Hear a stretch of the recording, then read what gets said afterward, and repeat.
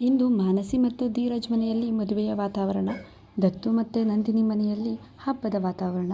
ಇಂದು ನಂದಿನಿ ಮತ್ತು ದತ್ತುಗೆ ಸ್ವರಾಳನ್ನು ಅವರದೇ ಮಗಳೆಂದು ಕಾನೂನಿನ ಪ್ರಕಾರ ಅಂಗೀಕಾರವನ್ನು ನೀಡಲಾಗಿತ್ತು. ಅವರಿಗೆ ಹಸ್ತಾಂತರಿಸಲಾಗಿತ್ತು. ಈ ಖುಷಿಗೆ ಅವರ ಮನೆಯಲ್ಲಿ ಖುಷಿಯ ಠಿಕಾಣಿಯೇ ನಿಲ್ಲದಂತಾಗಿತ್ತು. ಹಾಗಾಗಿ ಇಂದು ನಂದಿನಿ ತಾನೇ ಸ್ವತಃ ಮನಸ್ಸು ಮಾಡಿ ಅಡುಗೆ ಮನೆಗೆ ಮೇಡ್ಗಳ ಜೊತೆಗೆ ಹೋಗಿದ್ದಳು. ಆಕೆಗೆ ಅಡುಗೆ ಎಂದರೆ ತಳಬುಡವೂ ಗೊತ್ತಿಲ್ಲ. ಆದರೆ ಇಂದು ತಾನೇ ಅಡುಗೆ ಮಾಡುವ ಮನಸ್ಸಾಗಿತ್ತು. ಆಕೆ ನನ್ನ ದತ್ತು ಸ್ವೀಟ್ ತಂದಿದ್ದಾನೆ ಎಂದು ತಿಳಿದಿದ್ದಳು. ಆದರೆ ಅವ ತಂದಿದ್ದ ಪಾರ್ಸಲನ್ನು ಅವನೇ ತೆಗೆದುಕೊಂಡು ಹೋಗಿದ್ದ. ಹಾಗಾಗಿ ತಾನೇ ಕೈಯಾರೆ ಸ್ವೀಟ್ ಮಾಡಲು ಮೇಡ್ಗಳ ಸಹಾಯ ಪಡೆದು ಮಾಡುವುದಾಗಿ ಹೋಗಿದ್ದಳು. ಮೇಡ್ಗಳನ್ನು ನಂದಿನಿ, ನಿಮ್ಮ ಬಾಸ್ಗೆ ಯಾವ ಥರ ಅಡುಗೆ ಅಂದರೆ ಇಷ್ಟ ಎಂದು ಕೇಳಿದ್ದಳು. ಅದರಲ್ಲಿದ್ದ ಸೀನಿಯರ್ ಮೇಡ್ ಹೇಳಿದ್ದರು, ನಮ್ಮ ಬಾಸ್ಗೆ ಅಷ್ಟು ಸ್ವೀಟ್ ಇಷ್ಟ ಆಗಲ್ಲ. ಅವರು ಚಟ್ಪಟ ಆಗಿರುವಂಥ ಅಡುಗೆಯನ್ನು ಇಷ್ಟಪಡ್ತಾರೆ ಎಂದು. ಅದರಲ್ಲೂ ಅವರಿಗೆ ನಾನ್ ವೆಜ್ ಅಂದರೆ ತುಂಬ ಇಷ್ಟ ಎಂದಿದ್ದಳು. ಅದಕ್ಕೆ ನಂದಿನಿ, ಹೌದಾ, ನಾನಂತೂ ನಾನ್ ವೆಜ್ ಮುಟ್ಟೋದು ಇಲ್ವಲ್ಲ. ಸರಿ, ಪರವಾಗಿಲ್ಲ, ಟ್ರೈ ಮಾಡ್ತೀನಿ, ನೀವು ನನಗೆ ಹೆಲ್ಪ್ ಮಾಡ್ತೀರಾ ಎಂದಿದ್ದಳು. ಮೇಡ್ಗಳಿಗೆ ಎಲ್ಲ ಕಡೆಯೂ ಆರ್ಡರ್ ಮಾಡುತ್ತಿದ್ದ ಬಾಸ್ಗಳನ್ನೇ ನೋಡುತ್ತಿದ್ದವರು ಇಂದು ರಿಕ್ವೆಸ್ಟ್ ಮಾಡಿಕೊಳ್ಳುತ್ತ ಮನೆಯ ಒಡತಿಯನ್ನು ನೋಡಿ ಖುಷಿಯಾಗಿತ್ತು. ಅವರು, ಹಾಂ ಹೌದು, ನಾವು ಹೆಲ್ಪ್ ಮಾಡ್ತೀವಿ, ಏನು ಮಾಡಬೇಕು ಎಂದು ಕೇಳಿದ್ದರು. ಅವರು ಕೇಳಿದ್ದಕ್ಕೆ ನಂದಿನಿ, ಅಯ್ಯೋ, ನನಗೆ ತಾನೇ ಏನು ಗೊತ್ತು, ನಾನ್ ವೆಜ್ನ ತಳಬುಡವೂ ಗೊತ್ತಿಲ್ಲ. ನೀವೇ ಏನಾದರೂ ಹೇಳ್ಕೊಡಿ, ನಾನು ಅದನ್ನು ಟ್ರೈ ಮಾಡ್ತೀನಿ. ಮತ್ತು ಸ್ವರಾಗೆ ಏನು ಅಡುಗೆ ಇಷ್ಟ ಎಂದು ಕೇಳಿದರು. ಅದಕ್ಕೆ ಸ್ವರಾಳನ್ನು ನೋಡಿಕೊಳ್ಳುತ್ತಿದ್ದ ದಿಶಾ ಎಂಬುವ ಮೇಡ್ ಹೇಳಿದರು, ಅವಳಿಗೆ ಮಹಾರಾಷ್ಟ್ರದ ಫೇಮಸ್ ಪುರನ್ಪೋಳಿ ಅಂದರೆ ತುಂಬ ಇಷ್ಟ ಎಂದು. ಹೌದಾ, ಅದು ಸಹ ನನಗೆ ಬರಲ್ಲ. ನನಗೆ ಎಲ್ಲ ಕರ್ನಾಟಕದ ಅಡುಗೆ, ಅದು ವೆಜ್ ಅಡುಗೆಗಳಷ್ಟೇ ಬರೋದು. ನೀವು ನನಗೆ ಹೇಳ್ಕೊಟ್ರೆ ನಾನು ಕೈಯಾರೆ ಟ್ರೈ ಮಾಡ್ತೀನಿ ಎಂದಿದ್ದಳು. ಆಯಿತು, ನಾವು ನಿಮಗೆ ಹೆಲ್ಪ್ ಮಾಡ್ತೀವಿ ಎಂದು ಎಲ್ಲ ಮೇಡ್ಗಳು ಅವಳ ಸಹಾಯಕ್ಕೆ ನಿಂತರು. ಅವರು ಹೇಳಿಕೊಟ್ಟಂತೆ ಅವರು ಹೇಳಿದ ಪ್ರಮಾಣದಲ್ಲೇ ಅಡುಗೆಯ ಸಾಮಾನುಗಳನ್ನು ಬಳಸಿ ಕಷ್ಟವಾದರೂ ಇಷ್ಟಪಟ್ಟು ನಾನ್ ವೆಜ್ ಕೂಡ ತಾನೇ ಸ್ವತಃ ಕೈಯಾರೆ ಅಡುಗೆ ತಯಾರಿಸಿದ್ದಳು. ಯಾಕೋ ಇಂದು ದತ್ತು ಮನಸ್ಸಿಗೂ ತುಂಬ ಆನಂದವಾಗಿತ್ತು. ಅವನು ತುಂಬ ದಿನದಿಂದ ಕಾಡುತ್ತಿದ್ದ ಅವನ ಮನಸ್ಸಿನ ಮಾತನ್ನು ಹೇಳದುವ ಮೊದಲೇ ಮದುವೆಯಾಗಿಬಿಟ್ಟಿದ್ದ. ನಂತರ ಹೇಳಿದರೆ ತಪ್ಪಾಗುತ್ತದೆಯೇನೋ ಎಂದು ತನ್ನ ಮನಸ್ಸಿನ ಮಾತನ್ನು ಮುಚ್ಚಿಟ್ಟಿದ್ದ. ಆದರೆ ಮದುವೆಯಾದ 4 ದಿನಕ್ಕೆ ತಾನು ತನ್ನ ಮನಸ್ಸಿನ ಮಾತನ್ನು ಹೇಳುತ್ತೇನೆ ಎಂದು ಅವನಿಗೂ ಗೊತ್ತಿರಲಿಲ್ಲ. ಆ ಖುಷಿಯ ಉದ್ಭವದಲ್ಲಿ ಎಲ್ಲ ಮನಸ್ಸಿನ ಮಾತನ್ನು ಹೇಳಿಕೊಂಡಿದ್ದ.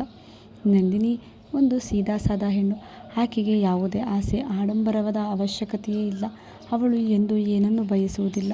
ಅಂಥ ಹುಡುಗಿ ಪ್ರಪಂಚದಲ್ಲಿ ಹುಡುಕಿದ್ರೂ ಸಿಗುತ್ತಾಳೋ ಇಲ್ಲವೋ ಅನ್ನುವಷ್ಟು ಖುಷಿಯಾಗುತ್ತಿತ್ತು ದತ್ತುಗೆ ತನ್ನ ಹೆಂಡತಿಯ ಬಗ್ಗೆ.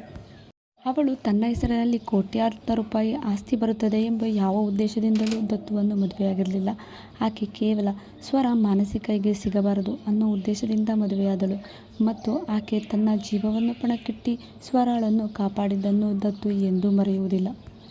ಅವನ ಪ್ರೀತಿ ಯಾವುದೇ ಮೋಹದ, ಆಸೆಯ ಅಥವಾ ದೇಹ ಸುಖದ ಆಗಿರಲಿಲ್ಲ. ಅದು ಕೇವಲ ಅವಳಲ್ಲಿನ ಆ ನಿಷ್ಕಲ್ಮಶ ಮನಸ್ಸನ್ನು ಮಾತ್ರ ಮೆಚ್ಚಿತ್ತು. ಆಕೆ ಹೇಗೆ ತನ್ನನ್ನೇ, ತನ್ನ ಜೀವವನ್ನೇ ತನ್ನ ಮಗಳಾದ ಸ್ವರಾಗೋಸ್ಕರ ಮುಡಿಪಾಗಿಟ್ಟಿದ್ದಳು. ಅದನ್ನು ಆತ ಋಣವಾಗಿ ನಂಬಿದ್ದ. ಆ ಋಣವನ್ನು ತೀರಿಸಲು ಆತ ಅವಳಿಗೆ ಸಿಗದ ಪ್ರೀತಿಯನ್ನು ನೀಡಬೇಕು ಎಂದು ಬಯಸಿದ್ದ. ಈ ಕಡೆ ಮನು ತನ್ನ ಮದುವೆಯೆಲ್ಲ ಕಾರ್ಯವನ್ನು ಮುಗಿಸಿ ಡ್ಯೂಟಿಗೆ ಜಾಯ್ನ್ ಆಗಿದ್ದ. ಆದರೆ ಅವನ ಮನಸ್ಸಿನಲ್ಲಿ ಏನೋ ಕುತೂಹಲ. ನಂದಿನಿ ಈಗ ಹೇಗಿದ್ದಾಳೆ? ನನ್ನನ್ನು ಬಿಟ್ಟ ಮೇಲೆ ಆಕೆ ತನ್ನ ಜೀವನವನ್ನೇ ಹಾಳು ಮಾಡ್ಕೊಬಿಟ್ಲಾ ಹೇಗೆ? ಈ ಎಲ್ಲ ಯೋಚನೆಗಳಿಂದ ಆತ ಅವಳಿದ್ದ ಚಟಾರ್ಜಿ ಹಾಸ್ಪಿಟಲ್ಗೆ ಬಂದಿದ್ದ. ಅಲ್ಲಿ ವಿಚಾರಿಸಿದ ನಂತರ ಗೊತ್ತಾಗಿದ್ದು, ಆಕೆ ತುಂಬ ದಿನಗಳಿಂದ, ಅಂದರೆ ಆಗಲೇ 3-4 ತಿಂಗಳಿಂದ ಹಾಸ್ಪಿಟಲ್ ಕಡೆಗೆ ತಿರುಗಿ ಬಂದೇ ಇಲ್ಲ ಎಂದು. ಅವನಿಗಂತೂ ಮನಸ್ಸಲ್ಲೇ ತುಂಬ ಖುಷಿ. ಇದೇನಪ್ಪ, ನಾನಿಲ್ಲ ಅಂತ ಆಕೆ ದೇವದಾಸಿಯಾಗೋಗ್ಬಿಟ್ಟಿದ್ದಾಳೆ. ಪರವಾಗಿಲ್ಲ, ನನ್ನ ಪ್ರೀತಿಗೆ ಅಷ್ಟಾದರೂ ಬೆಲೆ ಇದೆಯಲ್ಲ ಅವಳ ಕೈಲಿ. ಏನೋ ಸಿಕ್ಕಿದಾಗ ಹೇಳಬೇಕಾಗಿದೆ, ನೀನು ನನಗೆ ಹೆಂಡತಿಯಾಗಲಿಲ್ಲ ಅಂದರೂ ಪರವಾಗಿಲ್ಲ, ನನ್ನ ಪ್ರೇಮಿಯಾಗಿದ್ದೇ ಅವಳ ಪಾಡಿಗಿರುವ ದೊಡ್ಡ ಅದೃಷ್ಟ ಎನ್ನಬಹುದು ಎಂದು ಹಾಸ್ಪಿಟಲಿಂದ ಹೋಗಿದ್ದ. ಆದರೆ ಅವನಿಗೆ ಏನು ಗೊತ್ತು, ಆ ಹಾಸ್ಪಿಟಲ್ಲೇ ಸದ್ಯ ಇವಾಗ ನಂದಿನಿಯದ್ದು ಎಂದು. ಮಾನಸಿಯದ್ದು ಅದೇ ಪಾಡು. ಆಕೆ ತನ್ನ ಮದುವೆಯಿಂದ ತನ್ನ ಹಳೆಯ ಬಾಯ್ ಫ್ರೆಂಡ್. ಸದ್ಯ ಮದುವೆಗೆ ಅಡೆತಡೆಯಾಗಲಿಲ್ಲ. ಹಳದಿ ಶಾಸ್ತ್ರವಂತೂ ಹೇಗೋ ಸುಗಮವಾಗಿ ನಡೆದಿತ್ತು. ಇನ್ನು ಮೆಹಂದಿ ಶಾಸ್ತ್ರ ಮತ್ತು ಸಂಗೀತ ಮುಗಿಸಿದರೆ ಸಾಕು ಎಂದು ಖುಷಿಪಡುತ್ತಿದ್ದಳು. ನಿನ್ನೆ ತಲೆ ತಿರುಗಿ ಬಿದ್ದಿದ್ದ ಆ ಬಾಯ್ ಫ್ರೆಂಡನ್ನು ಯಾರೋ ಹಾಸ್ಪಿಟಲ್ಗೆ ಅಡ್ಮಿಟ್ ಮಾಡಿದ್ದರು. ಆತ ತಲೆಯೆಲ್ಲ ತೀವ್ರ ಪೆಟ್ಟಾಗಿತ್ತು. ಮಾನಸಿ ಅಮ್ಮ ಅವನ ತಲೆಗೆ ರಾಡ್ನಿಂದ ಹೊಡೆದಿದ್ದಳು. ಆದರೆ ಗಟ್ಟಿಮುಟ್ಟಾದ ವ್ಯಕ್ತಿ ಸ್ವಲ್ಪ ಚೆನ್ನಾಗಿಯೇ ಇದ್ದ. ಆದರೂ ಸ್ವಲ್ಪ ಚೇತರಿಸಿಕೊಳ್ಳುವ ಅವಶ್ಯಕತೆ ಇತ್ತು. ಆದರೆ ಅವನ ಮನಸ್ಸಿನಲ್ಲಿ ಇಷ್ಟ ಇದ್ದಿತ್ತು, ಹೇಗಾದರೂ ಸರಿ ನಾನು ಮಾನಸಿಯ ಮದುವೆಯನ್ನು ನಿಲ್ಲಿಸಬೇಕೆಂದು. ಹಾಗಾಗಿ ಆತ ಅಪ್ಪಣೆ ತೊಟ್ಟವನಂತೆ ಪ್ಲ್ಯಾನ್ ಹೆಣೆಯಲು ಶುರು ಮಾಡಿದ. ಅವನ ಬಳಿ ಇದ್ದ ಆಕೆಯ ಕೆಲವೊಂದಿಷ್ಟು ಡಾಕ್ಯುಮೆಂಟ್ಸ್ಗಳನ್ನು ಮತ್ತು ತನ್ನೊಟ್ಟಿಗಿದ್ದ ಫೋಟೋಸ್ಗಳನ್ನು ಕಲೆ ಹಾಕಿದ್ದ. ಡಿಲೀಟ್ ಆಗಿದ್ದ ವಸ್ತುಗಳೆಲ್ಲವನ್ನು ರಿಕವರಿ ಮಾಡಿಕೊಂಡಿದ್ದ. ಎಲ್ಲವನ್ನು ಒಟ್ಟುಗೂಡಿಸಿ ಒಂದು ಡಾಕ್ಯುಮೆಂಟ್ರಿಯನ್ನೇ ತಯಾರು ಮಾಡಿಕೊಂಡಿದ್ದ ಎಂದರೂ ತಪ್ಪೇನಿಲ್ಲ. ಅವನು ಮದುವೆಯ ದಿನಕ್ಕಾಗಿ ಕಾಯುತ್ತಾ ಕುಳಿತಿದ್ದ. ನಂದಿನಿ ತಾನೇ ಸ್ವತಃ ಊಟ ತಯಾರಿಸಿ ದತ್ತು ರೂಮಿಗೆ ಹೋಗಲು ಆಕೆಗೆ ಯಾಕೋ ಮುಜುಗರ. ಅವನು ಹೇಳಿದ್ದ ಆ ಮಧ್ಯಾಹ್ನದ ಮಾತುಗಳೆಲ್ಲವೂ ಆಕೆಯ ಕಿವಿಯಲ್ಲಿ ಗುಡುಗುಡುತ್ತಿದ್ದವು. ಆಕೆಯ ಮನಸ್ಸು ಇಂದು ನಾನು ಬಯಸದೆ ಬಂದ ಇನಿಯನು ನೀನು, ನನ್ನ ಬಾಳಿನ ಗೆಳೆಯನು ನೀನು. ಎಂದೂ ನಾನು ಬಯಸೇ ಇರಲಿಲ್ಲ ಈ ಬದುಕನ್ನು. ನೀಡಿದೆ ನಿನ್ನೊಟ್ಟಿಗೆ ಈ ಮುದ್ದು ಮಗಳನ್ನು ಎಂದು ಮನಸ್ಸಲ್ಲೇ ಒಂದು ಕವನವನ್ನು ಹೇಳುತ್ತಾ ಹೊರಟಿತ್ತು. ದತ್ತು ಆಗಲೇ ತನ್ನ ಲ್ಯಾಪ್ಟಾಪ್ ಹಿಡಿದು ಏನೋ ಕೆಲಸ ಮಾಡುತ್ತಿದ್ದ. ನಂದಿನಿ ಬಾಗಿಲಲ್ಲಿ ನಿಂತು ಕಟ್ಕಟ ಎಂದು ಬಾಗಿಲು ಶಬ್ದ ಮಾಡಲು ಇನ್ನಷ್ಟೇ ಎತ್ತಿ ನೋಡಿದ್ದ ದತ್ತು ನಂದಿನಿಯನ್ನು ಕಂಡು, ನಮ್ಮಿಬ್ಬರ ಮಧ್ಯೆ ಈ ಎಲ್ಲ ಹೊಸ ರಿಚುವಲ್ಸ್ ಬೇಕಾ ಎಂದಿದ್ದ. ನಂದಿನಿಗೆ ಈ ನಮ್ಮಿಬ್ಬರ ಮಧ್ಯೆ ಎನ್ನುವ ಮಾತು ತುಂಬ ಸೊಗಸಾಗಿ ಅನಿಸಿತ್ತು. ಆಕೆ, ಹಾಗೇನಿಲ್ಲ, ಊಟಕ್ಕೆ ಟೈಮ್ ಆಯಿತು, ಸ್ವರ ಮತ್ತು ಅಮ್ಮ ಎಲ್ಲ ಕಾಯ್ತಾ ಇದ್ದಾರೆ ಎಂದಿದ್ದಳು.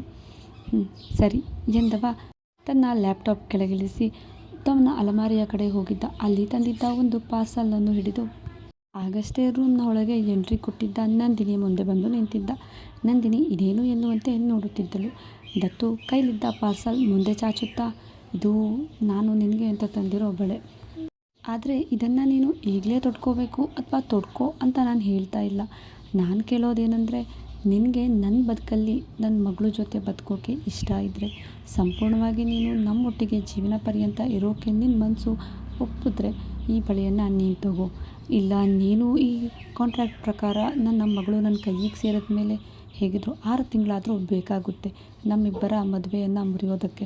ಈ 6 ತಿಂಗಳು ಕೇವಲ ನನ್ನ ಹೆಂಡತಿಯಾಗಿ, ನನ್ನ ಮಗಳಿಗೆ ತಾಯಿಯಾಗಿ ನಟಿಸ್ತೀನಿ ಅನ್ನೋದಾದರೆ ಈ ಬಳೆಯ ತೊಡುವ ಅವಶ್ಯಕತೆ ಇಲ್ಲ. ಆದರೆ ನಿನ್ನ ಮನಸ್ಸಲ್ಲಿ ನನಗೆ, ನನ್ನ ಮಗಳಿಗೆ ಜಾಗ ಕೊಡೋ ಹಾಗಿದ್ರೆ ಈ ಬಳೆಗಳನ್ನು ನಿನ್ನ ಕೈಗಳಿಗೆ ಅಲಂಕಾರವಾಗಿ ತೆಗೆದುಕೋ. ಇಲ್ಲಾಂದರೆ ತೊಂದರೆ ಏನಿಲ್ಲ ಎಂದಿದ್ದ. ಅವಳ ಕೈಕಾಲುಗಳು ನಡುಗಿದ್ದವು. ಏನೋ ನಿರ್ಧಾರ ತೆಗೆದುಕೊಳ್ಳಬೇಕೋ ಅವಳಿಗೂ ಗೊತ್ತಿಲ್ಲ. ಆದರೆ ಏನಾದರೂ ಅವನನ್ನು ಒಪ್ಕೊಬಿಟ್ರೆ, ಎಲ್ಲಿ ಆತ ದುಡ್ಡಿಗಾಗಿ ನನ್ನ ಒಪ್ಕೊಂಡಿದ್ದಾನೆ ಅಂತ ಅನ್ಕೋತಾನೇನೋ ಅಂತ ಅವಳಿಗೂ ಯಾಕೋ ಮನಸ್ಸಲ್ಲಿ ಮುಜುಗರವಾಗ್ತಾ ಇತ್ತು. ಆಕೆ ಸ್ವಲ್ಪ ಸಮಯದ ನಂತರವೂ ಏನೂ ಡಿಸಿಷನ್ ತೆಗೆದುಕೊಳ್ಳದಿರುವಾಗ ಅವಳ ಕೈಕಾಲು ನಡುಗುತ್ತಿರುವುದು ಟ್ರಾನ್ಸ್ಫರ್ ಆಗಿ ದತ್ತುಗೆ ಬಂದಂತ ಅನಿಸಿತು. ಅವನಿಗೂ ಕೈಕಾಲು ನಡುಕ ಬಂದಿತ್ತು. ಇದೇನು, ಈಕೆಗೆ ನಾನು ಇಷ್ಟ ಆಗ್ತಾ ಇಲ್ವಾ? ನನ್ನ ಮನಸ್ಸಿನಲ್ಲಿ ಯಾಕೆ ಈ ಭಾವನೆಗಳು ಮೂಡಿದ್ದಾವೆ? ಹಾಗಿದ್ರೆ ಇವಳ ಮನಸ್ಸಿನಲ್ಲಿ ಯಾಕೆ ನನ್ನ ಮೇಲೆ ಪ್ರೀತಿ ಮೂಡಿಲ್ಲ? ಈ ಪ್ರಶ್ನೆಗಳು ಅವನನ್ನು ಸುತ್ತುವರೆದಿದ್ದವು. ಆತ, ಸರಿ ಬಿಡು, ಹಾಗಿದ್ರೆ ನೀನು ಕೇವಲ ನನ್ನ ಹೆಂಡತಿಯ ರೀತಿ ನಟಿಸಬಹುದು, ಏನೂ ತೊಂದರೆ ಇಲ್ಲ. ಆದರೆ ಒಳ್ಳೆ ಗೆಳೆಯರಾಗಿ ಇರ್ಬೋದಲ್ವಾ ಎಂದಿದ್ದ. ಮತ್ತೆ ಹಿಂತಿರುಗಿ ಅಲಮಾರಿ ಕಡೆ ಹೋಗುವಾಗ ನಂದಿನಿ ಧೈರ್ಯ ಮಾಡಿ, ಹಾಗೇನಿಲ್ಲ, ಆ ಬಳೆನ ನಾನು ತೊಟ್ಕೊಳ್ಳೋಕ್ಕಾಗಲ್ಲ, ನೀವು ತೊಡಿಸ್ಬೋದಲ್ವಾ ಎಂದಿದ್ದಳು. ಅವನು ಆಶ್ಚರ್ಯವಾಗಿತ್ತು, ಜೊತೆಗೆ ಖುಷಿಯೂ ಆಗಿತ್ತು. ಅವನು ಖುಷಿಯಿಂದ ಹಿಂದೆ ತಿರುಗಿ ನೋಡಿದ್ದ. ಹೌದಾ, ಹಾಗಿದ್ರೆ ನೀನು ನಮ್ಮನ್ನು, ನಮ್ಮ ಕುಟುಂಬನ ನಿನ್ನದು ಅಂತ ಒಪ್ಕೊತೀಯಾ ಎಂದು ಕೇಳಿದ್ದ. ನಂದಿನಿ ಅವನನ್ನು ನೋಡಿ, ನಾನು ಒಪ್ಕೊಳ್ಳೋದು ಏನಿದೆ, ನೀವೇ ನನ್ನನ್ನು ಒಪ್ಕೋಬೇಕು ಎಂದಳು. ಹಾಗೇನಿಲ್ಲ, ನೀನು ನಮ್ಮ ಪಾಲಿನ ದೇವತೆ. ನಿನ್ನಿಂದ ನಮ್ಮ ಮನೆಯಲ್ಲಿ ತುಂಬ ಖುಷಿ ಬಂದಿದೆ. ನೀನು ನನ್ನ ಮದುವೆಯಾದ ದಿನವೇ ನನ್ನ ಅಣ್ಣ ಟ್ರೀಟ್ಮೆಂಟ್ಗೆ ರಿಯಾಕ್ಷನ್ ಕೊಡ್ತಾ ಇದ್ದಾನೆ. ನನ್ನ ಮಗಳು ನನ್ನ ಪಾಲಿಗೆ ಬಂದಳು. ನಾನು ಮಾನಸ ಎದುರು ಧೈರ್ಯವಾಗಿ ನಿಲ್ಲಲು ಧೈರ್ಯ ಬಂತು ನನಗೆ ಎಂದಾಗ ನಂದಿನಿ ಹೇಳಿದ್ದಳು, ಹಾಗಾದರೆ ನೀವು ನನ್ನನ್ನು ಹೆಂಡತಿಯಾಗಿ ಒಪ್ಕೋತೀರಾ ಎಂದು. ದತ್ತು, ಹೌದು, ನೀನು ನನ್ನ ಹೆಂಡತಿ ಅನ್ನೋದು ನನ್ನ ಅದೃಷ್ಟ ಎಂದಿದ್ದ. ಹಾಗಿದ್ರೆ ನನ್ನ ಮಾತನ್ನು ನಡೆಸ್ಕೊಡ್ಬೇಕು ಎಂದಳು. ಏನು ಮಾತು ಹೇಳು ಎಂದಿದ್ದ. ಹಾಗಿದ್ರೆ ನೀವು ಇಡೀ ಆಸ್ತಿಯನ್ನು ನನ್ನ ಹೆಸರಲ್ಲಿದೆಯಲ್ಲ, ಅದನ್ನು ನೀವು ಸಂಪೂರ್ಣ ಸ್ವರಾಳ ಹೆಸರಿಗೆ ಟ್ರಾನ್ಸ್ಫರ್ ಮಾಡಿಸ್ತೀರಾ ಅಥವಾ ನಿಮ್ಮ ಹೆಸರಿಗೆ ತಗೊಳ್ಳಿ ಎಂದು ಕೇಳಿದ್ದಳು. ಅದಕ್ಕೆ ದತ್ತು, ಅದು ಹಾಗೂ ಆಗೋದಿಲ್ಲ, ಎಲ್ಲವೂ ಸ್ವರಾಳ ಹೆಸರಲ್ಲೇ ಇರೋದು. ಆದರೆ ಅವಳು ತುಂಬ ಚಿಕ್ಕವಳು, ಅವಳ ಹೆಸರಿನಲ್ಲಿ ಆಸ್ತಿ ಮಾಡಿಸುವುದು ಅಷ್ಟು ಸೆಕ್ಯೂರ್ ಇರೋದಿಲ್ಲ ಮತ್ತು ಅವಳ ಹೆಸರಿಗೆ ಆಸ್ತಿ ಕೂಡ ಆಗುವುದಿಲ್ಲ. ಯಾಕೆ, ನಿನ್ನ ಬಳಿ ಆಸ್ತಿ ಇದ್ದರೆ ಏನು ಅಂತ ಅರ್ಥ ಎಂದಿದ್ದ. ನನಗೆ ಈ ಹೆಚ್ಚಿನ ರೆಸ್ಪಾನ್ಸಿಬಿಲಿಟಿ ಇಷ್ಟ ಇಲ್ಲ. ನನಗೆ ಇಷ್ಟೇ ಆಸೆ, ನಮ್ಮದೊಂದು ಪುಟ್ಟ ಕುಟುಂಬ, ನಮ್ಮದೇ ಪುಟ್ಟ ಮನೆ, ಪುಟ್ಟದೊಂದು ಕಾರ್, ಒಂದು ಬೈಕ್, ಅಷ್ಟಿದ್ದರೆ ಸಾಕು. ಯಾವುದೇ ದೊಡ್ಡ ರೆಸ್ಪಾನ್ಸಿಬಿಲಿಟಿನೂ ಬೇಡ, ಈ ಹೆಚ್ಚು ತಲೆನೋವು ಬೇಡ, ಈ ಗುದ್ದಾಟವೂ ನನಗೆ ಇಷ್ಟವಿಲ್ಲ. ಪುಟ್ಟದಾಗಿ ನಾವೇ ಒಂದು ಸಣ್ಣ ಸಂಸಾರದಲ್ಲಿ ವಾಸ ಮಾಡಬೇಕು. ಅದರಲ್ಲಿ ಹಣ, ಆಸ್ತಿ ಮತ್ತು ಅಂತಸ್ತಿಗಿಂತ ಹೆಚ್ಚು ನೆಮ್ಮದಿ, ಪ್ರೀತಿ, ನಂಬಿಕೆ ಇರಬೇಕು ಎಂದಿದ್ದಳು. ದತ್ತು ಮಂಡಿಗಾಲಲ್ಲಿ ಊರಿ, ಈ ಹೆಚ್ಚಾದ ನಿನ್ನ ಸರಳತೆ ನನ್ನನ್ನು ಹೆಚ್ಚು ಸೆಳೆದಿತ್ತು ಎಂದರೂ ಸುಳ್ಳೇನಿಲ್ಲ. ನೀನು ಯಾವಾಗಿಂದ ನನ್ನ ಎದುರು ಇಷ್ಟು ಸರಳವಾಗಿ ಇರುವುದನ್ನು ಕಂಡೆನೋ ಅಂದಿನಿಂದಲೇ ನನ್ನ ಬಾಳಿನಲ್ಲಿ, ನನ್ನ ಹೃದಯದಲ್ಲಿ ನಿನಗಾಗಿ ಒಂದು ವಸಂತ ಗೀತೆ ಆರಂಭವಾಗಿತ್ತು. ಅದು ಹೇಳಲು ಕಷ್ಟವಾಗಿತ್ತು, ಯಾಕೆಂದರೆ ನಿನ್ನ ಮನಸ್ಸಿನಲ್ಲಿ ನಾನು ಕೇವಲ ಒಬ್ಬ ಗೂಂಡ ಆಗಿದ್ದೆ, ರೌಡಿಯಾಗಿದ್ದೆ.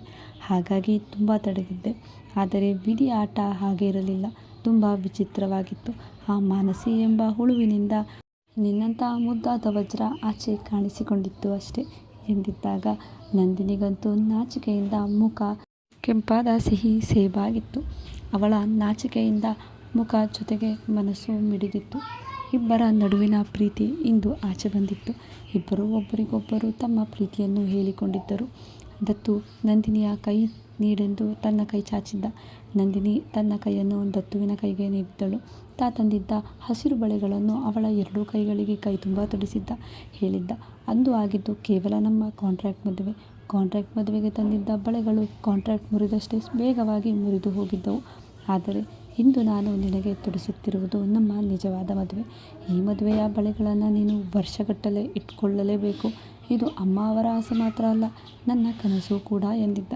ನಂದಿನಿ ನಾಚುತ್ತಾ, ಖಂಡಿತ, ಆದರೆ ನೀವು ಎಲ್ಲಂದರಲ್ಲಿ ನಿಮ್ಮ ಮನಸ್ಸಿನಲ್ಲಿ ಆ ಮನು ಎಂಬ ಹುಳುವನ್ನು ತಲೆಗೆ ಇಟ್ಟು ಹೇಗೆ ಗಾಡಿಯ ಬ್ರೇಕ್ ಹಾಕಿ ಬಳೆಗಳನ್ನು ಹೊಡೆದರೋ ಅದೇ ರೀತಿ ನಮ್ಮ ಜೀವನದಲ್ಲಿ ನಂಬಿಕೆ ಎನ್ನುವ ಬಳೆಗಳನ್ನು ಹೊಡೆಯುವಂತಹ ಯಾವುದೇ ಅಡೆತಡೆಗಳಿಗೆ ನಾವು ತಲೆ ಕೊಡದಂತೆ ಬದುಕಬೇಕು. ಕೇವಲ ನಮ್ಮ ಬದುಕು ನಮಗಾಗಿ ಮಾತ್ರ ಅಲ್ಲ, ಸ್ವರಾಳಿಗೋಸ್ಕರವೂ ಇದೆ ಎಂಬುದನ್ನು ನೆನಪಿಡಬೇಕು ಎಂದಿದ್ದಳು. ಅವಳ ಮಾತು ಎಷ್ಟು ಅರ್ಥಪೂರ್ಣವಾಗಿತ್ತೋ ಅಷ್ಟೇ ಪೂರ್ಣವಾಗಿ ಅವಳ ಎರಡು ಕೈಗಳಲ್ಲಿ ಬಳೆಗಳು ರಾರಾಜಿಸಿದ್ದವು. ಆಕೆ ಖುಷಿಯಿಂದ ಬಳೆಗಳನ್ನು ಒಮ್ಮೆ ನೋಡಿಕೊಂಡಿದ್ದಳು. ದತ್ತು ಮೊದಲ ಬಾರಿಗೆ ಆಕೆಯ ಎರಡು ಕೈಗಳನ್ನು ತನ್ನ ಕೈಗಳಲ್ಲೇ ಹಿಡಿದು ಮುಂಬೆರಳಿಗೆ ಮುತ್ತು ನೀಡಿದ್ದ. ಆಕೆ ನಾಚಿ ನೀರಾಗಿ ಹೇಳಿದ್ದಳು, ಅಡುಗೆ ಸಿದ್ಧವಾಗಿದೆ, ಬೇಗ ಬನ್ನಿ ಎಂದು. ಆತ ಆಯಿತು ಎಂದಿದ್ದ. ಅಲ್ಲಿಂದ ಕಾಲ್ಕಿತ್ತು ಓಡಿದ್ದಳು. ಆಕೆ ಹೋಗುವಾಗ ಅವಳ ಕೈ ಬಳೆ ಶಬ್ದಗಳು, ಕಾಲ್ಗೆಜ್ಜೆಯು ನಾದವು ದತ್ತುವಿನ ಮನಸ್ಸಿನ ಖುಷಿಯನ್ನು ಮತ್ತಷ್ಟು ಉಲ್ಬಣಗೊಳಿಸಿತ್ತು. ಆತ ಖುಷಿಯಿಂದ ಹೇಳಿದ್ದ, ಈ ದಿನವು ನನ್ನ ಜೀವನದ ಪ್ರಥಮವಾದ ಖುಷಿಯ ದಿನ. ನನ್ನ ಅಮೃತಾತಿಗೆ ಹೋದ ಮೇಲೆ ನನ್ನ ಮನೆಯಲ್ಲಿ ಇದೇ ಮೊದಲ ಬಾರಿಗೆ ಗ್ರೀಷ್ಮ ಋತು ಆರಂಭವಾಗಿದೆ ಎನ್ನುವ ಖುಷಿಯಾಗುತ್ತಿದೆ ಎಂದು ದೇವರಿಗೆ ಕೈ ಮುಗಿದಿದ್ದ. ಕತೆ ಮುಂದುವರಿಯುವುದು. ಕತೆ ನಿಮಗೆ ಇಷ್ಟ ಆದರೆ ಒಂದು ಲೈಕ್ ಮಾಡಿ ಮತ್ತು ಕತೆ ವಿಮರ್ಶೆಗಾಗಿ ಕಮೆಂಟ್ ಬಾಕ್ಸ್ನಲ್ಲಿ ಕಮೆಂಟ್ ಹಾಕಿ. ಈ ಹೊಸ ಕತೆಗಳ ನೀವು ಕೇಳಬೇಕು ಅಂತ ಇದ್ದರೆ ನನ್ನ ಚಾನಲನ್ನು ಸಬ್ಸ್ಕ್ರೈಬ್ ಮಾಡಿಕೊಳ್ಳಿ. ನನ್ನ ಕತೆಗಾಗಿ ನಿಮ್ಮ ಸಮಯವನ್ನು ಮುಡಿಪಿಟ್ಟಿದ್ದಕ್ಕಾಗಿ ಎಲ್ಲರಿಗೂ ಹೃತ್ಪೂರ್ವಕ ಧನ್ಯವಾದಗಳು.